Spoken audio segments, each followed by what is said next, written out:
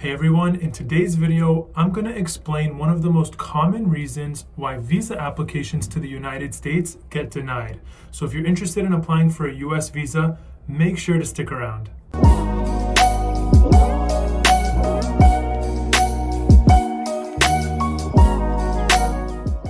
Hi everyone, my name is Michael Ashoori and I'm a US immigration lawyer based in Los Angeles, California.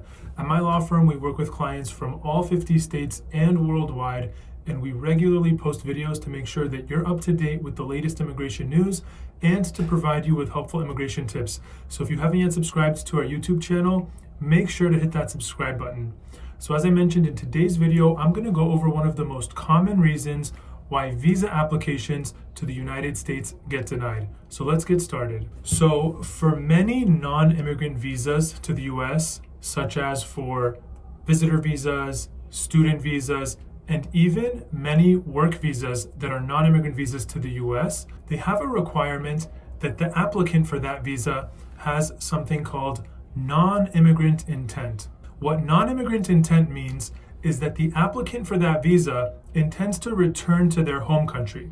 They do not intend to remain in the United States permanently. Well, if an applicant for one of these non-immigrant visas does not satisfy the consular officer at the time of their visa appointment that they have non-immigrant intent, then that consular officer, that immigration officer at the consulate, will likely deny the visa application for something called 214B.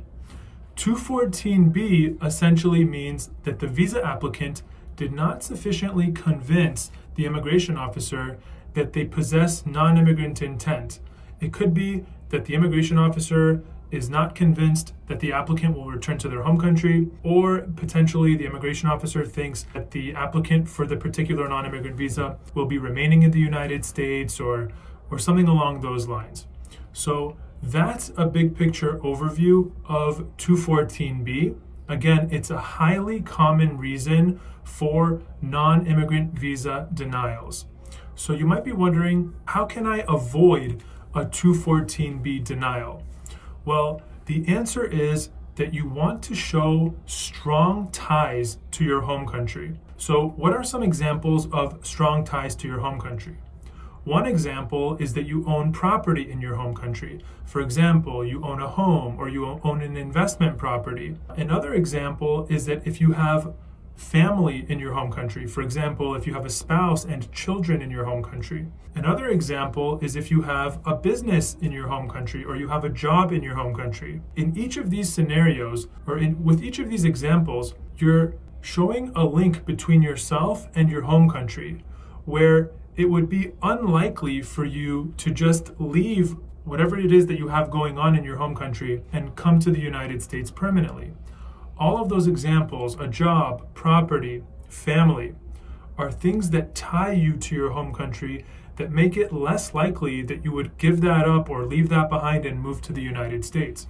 So again, one of the best ways to avoid a 214B denial is to demonstrate strong ties to your home country. So I want to finish off this video by addressing visitor visas in particular. Visitor visas regularly have denials under 214B. So how can you overcome these denials? So again, one way is to show strong ties to your home country. But in addition to showing strong ties to your home country, you also want to show a definitive purpose for coming to the United States. So what are some examples of a specific purpose for coming to the United States? One example is if someone was coming to do a medical procedure, or someone was coming to attend a seminar of some kind, or a business conference, or to potentially negotiate a contract, or to go sightseeing. So these are all specific reasons for coming to the United States.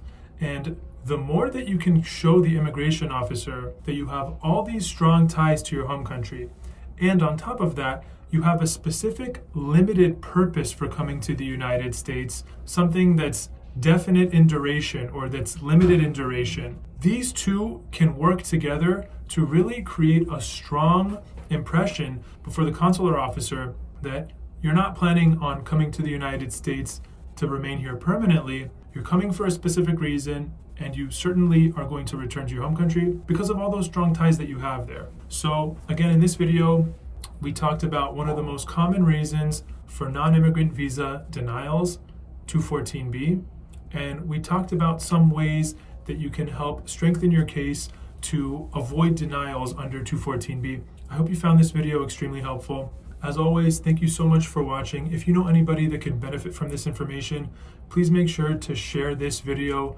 with them. We're all about empowering you with knowledge, so the more people that can watch this video that can benefit from this information, the better. As always, thank you so much for watching, and I'll see you on the next video.